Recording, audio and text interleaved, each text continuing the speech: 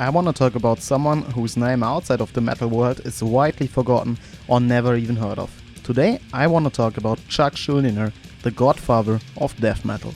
Charles Michael Schuldiner was born on May 13th, 1976 on Long Island, New York. In 1986 his family then moved to Florida. He actually started playing guitar at age 9 and took some classical lessons, but never really liked it. He stopped to play almost completely until his parents bought him an electric guitar at a yard sale.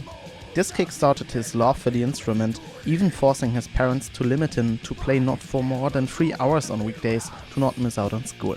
And somewhere around that time, the magic happened. Because oh boy, did he have influences. Black Sabbath, Metallica, Kiss, Iron Maiden, Judas Priest and many more. This all led up to him founding a small group named Mantas together with Cam Lee and Rick Ross in late 1983. The latter two would also be known for their own project named Massacre. They started composing songs and recorded some demos, the most important of which was titled Death by Metal in 1984. And the year is important here. Keep in mind, it was 1984. The world had just heard Ride the Lightning by Metallica for the first time, and for many people, even that was complete insanity to them. Meanwhile in Florida, there was a whole new scene growing.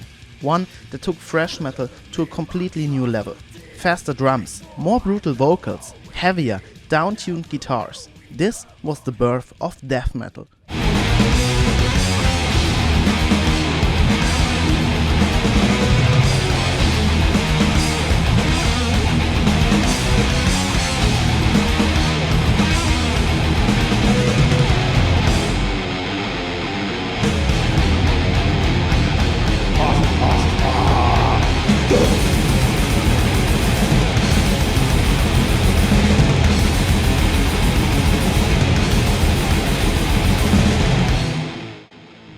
And in 1986, the band, now renamed to just Death, would go on to release their first full-length album. Scream Bloody Gore was what many would consider a kill 'em all to be for thrash metal. It was the groundwork on which the entire genre, till this very day, would take influence from.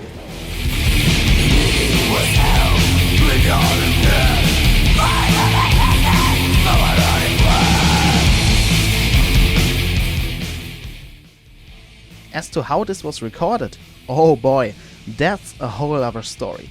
Essentially, they first tried to record this in Florida, which, oh surprise, didn't work out because the studio was completely overwhelmed with what they had heard. They then went into the Music Grinder studio in Los Angeles, where they managed to finally record the whole thing without it sounding completely terrible. And a small fun fact, Chuck actually did not only just play guitar parts here. He played both rhythm and lead guitars as well as bass on Scream Bloody Gore, as well as of course doing the vocals. And another few familiar faces would work on this album. Ed Redka, who had previously created Rattlehead for Megadeth, and in general would be all over thrash metal album covers, as well as Randy Burns, who stepped in to produce the whole damn thing. You may have heard of his work. Also, Chris Reifert, who would later become really important with his own project called Autopsy, played the drums on this record. Overall, Scream Bloody Gore for many is the death metal record.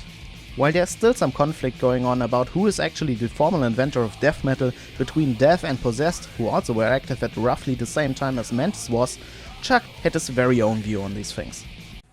As far as people giving credit to Death as being the inventors of this form of music, I can't go that far and accept that type of comment. I would have to say bands like Venom, who were out in 1980, I think Venom were really truly the first to do this really, actually, well, Motorhead also, because they were very raw and aggressive, but Venom, for this type of music, I think Venom would have to be one of the key bands, definitely.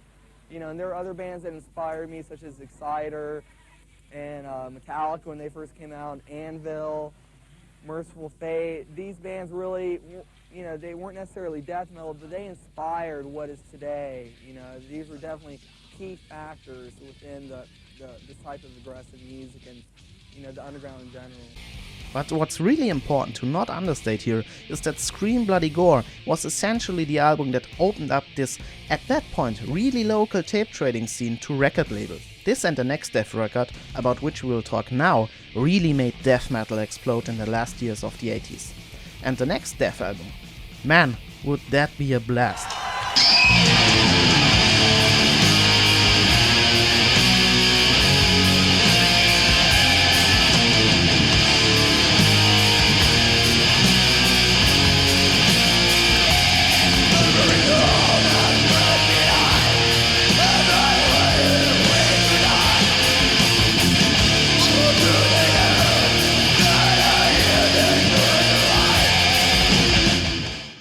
Whereas Scream Bloody Gore, at least from a musical standpoint, was a simple album with songs often only containing 2 to 4 riffs and a solo, Leprosy would kick the door open for way more complex songwriting. While Scream Bloody Gore had simple songs with often a very present groove, Leprosy had more technical parts that were intertwined with the fast riffing, while also not sacrificing the certain groove Scream Bloody Gore had established. This time, Chuck had a full lineup with him again. He played rhythm guitars, Rick Ross played the lead guitars, Bill Andrews played on drums, and Terry Butler played on bass. And a big shout out here goes to Rick Ross. Leprosy features some absolutely killer solos.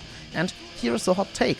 While Chuck apparently wasn't too big of a fan of Rick Ross's playing, I very much am. The solo styles between Ross and Chuck are vastly different. While Chuck essentially plays like a classical shredder,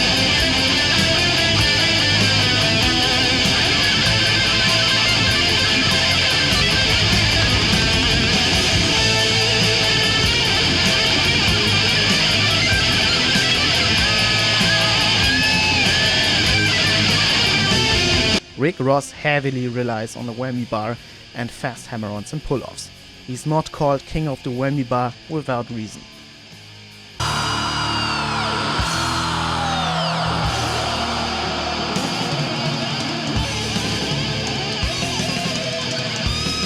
All of this gives the solos a very unique style that would set a new bar for how extreme metal solos could sound. And that is something that will be explored later on within the discography of Death. But let's stay where we currently are for now. Leprosy would be the first album to feature Scott Burns of Morrisound Studios. His very distinct sound, established with this record, would go on to become a staple of how good extreme metal music can sound. Leprosy would also establish something that Chuck later was known for. He was, let's say it like it was, difficult to work with. He was a perfectionist who didn't really want to compromise his own vision. Because of personal differences and a bad tour in Europe, Rick Ross was fired from the band in early 1989. In the summer of that year, they already recorded the follow-up album to Leprosy. Through the pain, for what is real, taking decisions by what you feel. Live for the future, and not the past. The weak of mind will never last.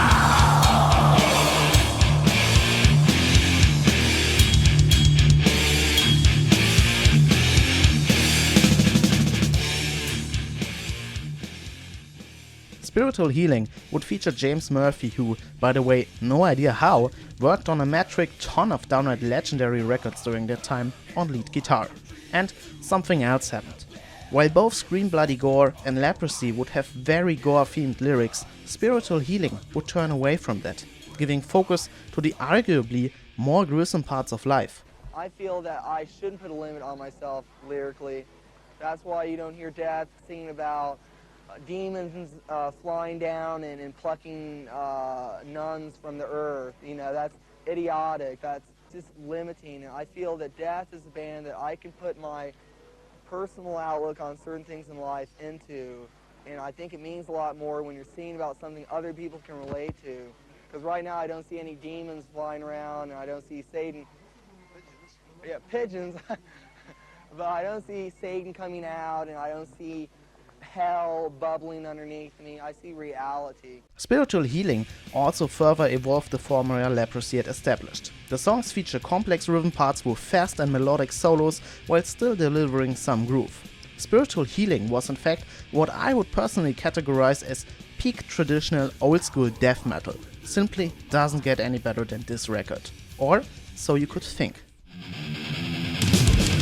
Controlling their lives, deciding when and how they will die, victim of someone else's choice. The ones who suffer have no voice. Because, well, during the aftermath of Spiritual Healing and after another failed European tour, Chuck straight up kicked everyone from the band. Yeah, take that. From now on, he would only work with studio musicians to add to his own vision.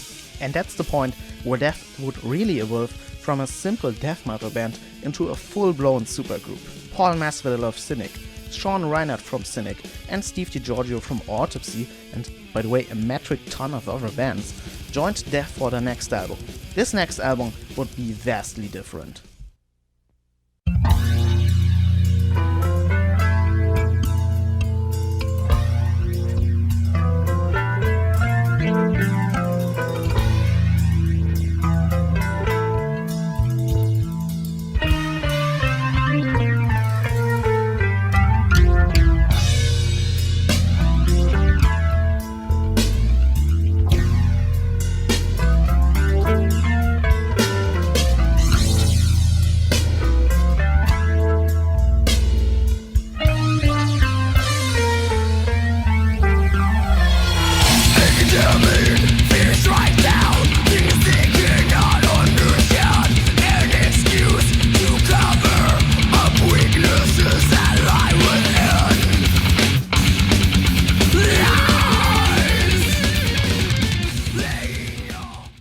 Human. This album, to this very day, cannot be understated. This album is what made progressive and technical death metal a thing. It is, on all fronts, be it the drums, the bass parts or the guitar work, a benchmark for music.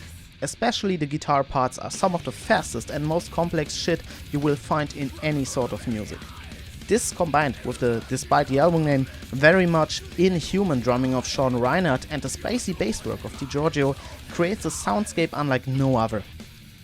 And here comes the thing Chuck did that only very few managed to do.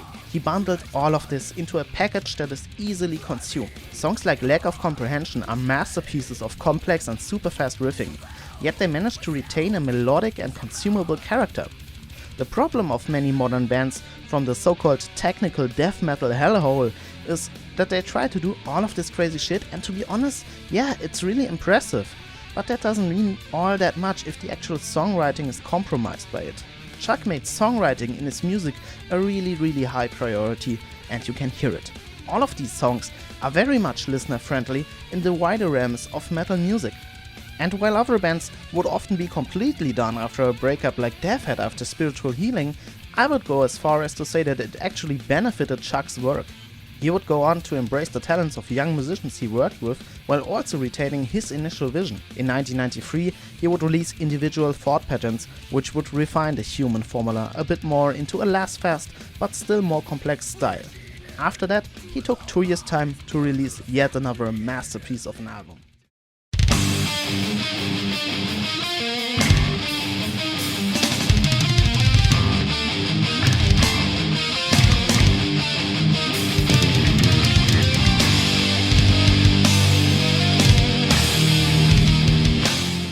While Human and individual thought patterns had established Death as a progressive force, it was clear where the band would go next, or so it seemed.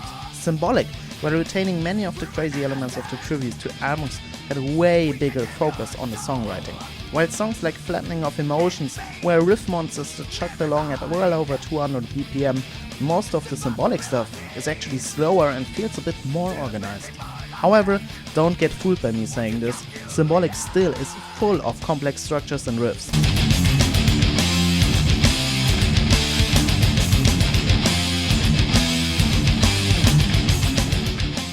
But here's where Chuck found his ultimate tool.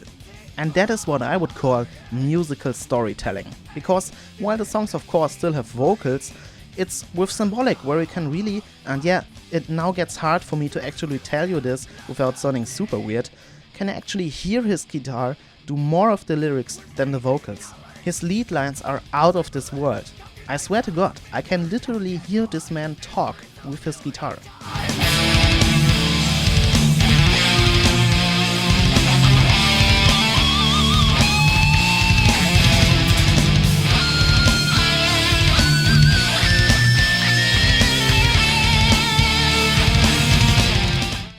But more about this later. At around this time, he also started to feel like he needed more melody in his music. so he founded a side project under the name Control Denied. This project featured former Death members like Steve DiGiorgio on bass, Richard Christie on drums, Shaman Ham on guitar, and also, but unrelated to Death, Tim Aymar on vocals. The band initially had other members as well, but that wasn't really a long-lasting thing. This would after Symbolic become his main focus. But there were issues. While Chuck was chasing after his dreams with Control Denied, the label he was with at the time, which shall not be named here, wasn't really too much of a fan of this. They didn't want to do another project while Death was still a marketable thing, and so Chuck made the deal.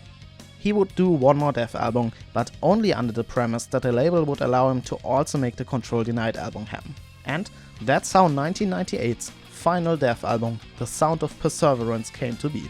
This album is different. It's vastly different from all other Death albums. You can hear it in the structure, the vocals and the guitar work.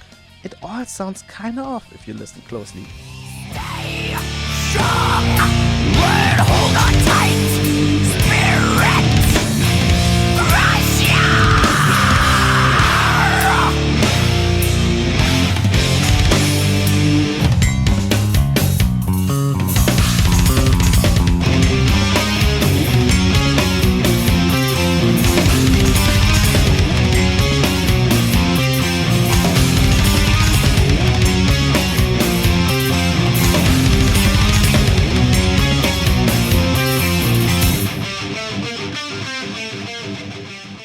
Some of these songs, like Spirit Crusher, were initially meant to be Control Denied songs. However, what The Sound of Perseverance turned out to be, still is an absolute masterpiece of music. The songwriting is, at least in my humble opinion, even better than on Symbolic, however, that is a personal preference. This album also features some of the more complex riffs again, which is nice to hear. Overall, I would personally say that this is my favorite Death album. From a listening perspective, this is one of the most important albums of the last 100 years. This is pure peak musicianship and there's no way around it. And now we are at the point where I can finally talk about Chuck's playing style. As a background, I'm a guitarist myself, I mainly play death metal. Yeah, that's gotta be enough. Chuck's playing is very interesting because of numerous things. First and foremost, he was mostly self-taught. Yes, he did take lessons occasionally, but he more or less played like he felt. And that is very noticeable in his articulation of certain notes. He uses a lot of vibrato, but very tastefully so. Oh yeah, also note what fingers he's using on his fretting hand during his solos. Not trying to spoil too much of the mystery here, but let's just say that's the key to most of his playing.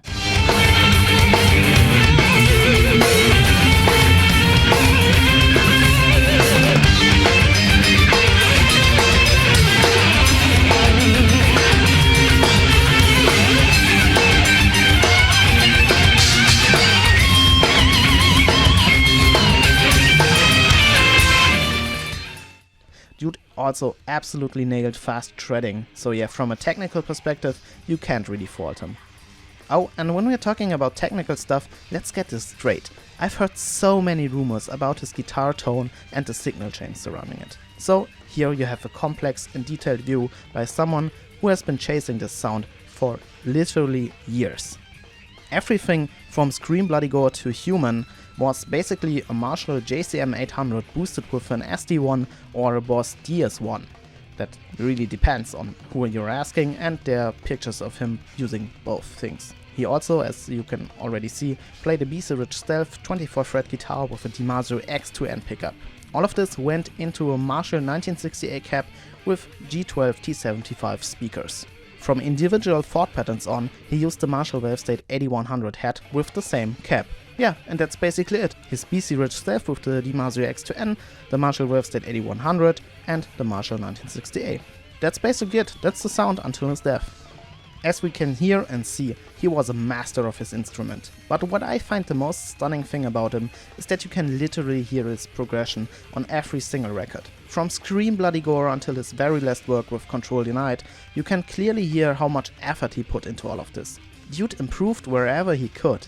And that's what truly makes Chuck so special in my opinion. He didn't chase after idiotic goals like trying to write music as technical as possible for the sake of making it technical. All of this playing was a big box of tools he used to write good music that was fun to listen to.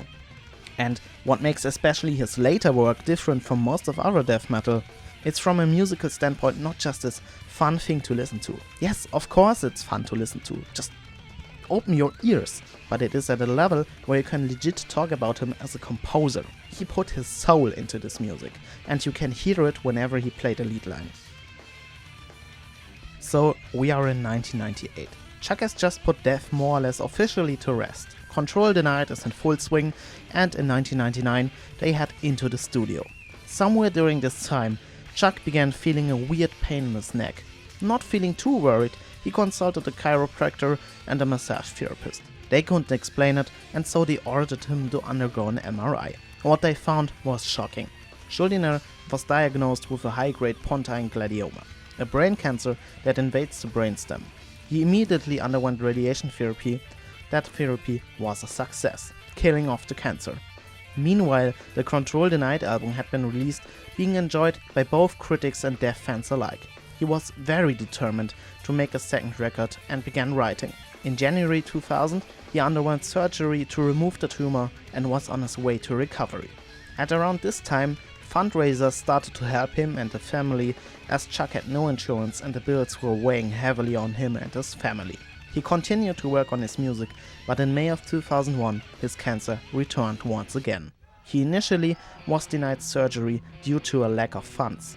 At this point, he had gotten health insurance, but they refused to pay for it since the cancer was diagnosed before they had gotten the insurance. Many artists, even from outside the metal community, came together to help him financially. Chuck then received further chemotherapy, significantly weakening him. Likely because of this, in early November 2001, he became ill with pneumonia. He sadly passed on the 13th December of 2001. So, and with this, we lost one of the most important musicians of the last 100 years. Still, there remain some questions to be asked besides the obvious why. Will we ever see the second Control Denied album? Well, this is a complex question. Chuck laid down the guitar tracks to the album, which by the way was going to be titled When Man and Machine Collide. These tracks exist. I have heard them myself, they are beautiful, but no, I won't show them here. The thing is, Chuck apparently wanted this album to release even if he dies, but only if it was really good. And that's where we currently are. From time to time there are rumors that they are working on it, but nothing really is all that clear. Who knows, maybe one day we will hear it. But it's clear. Chuck to this day continues to influence the genre he helped to raise from the ground up. His influences cannot be denied, and his music will likely outlive all of us. The spirit he had is what truly makes great musicians, and we should remember him for that. Rest in peace, Chuck Schuldiner.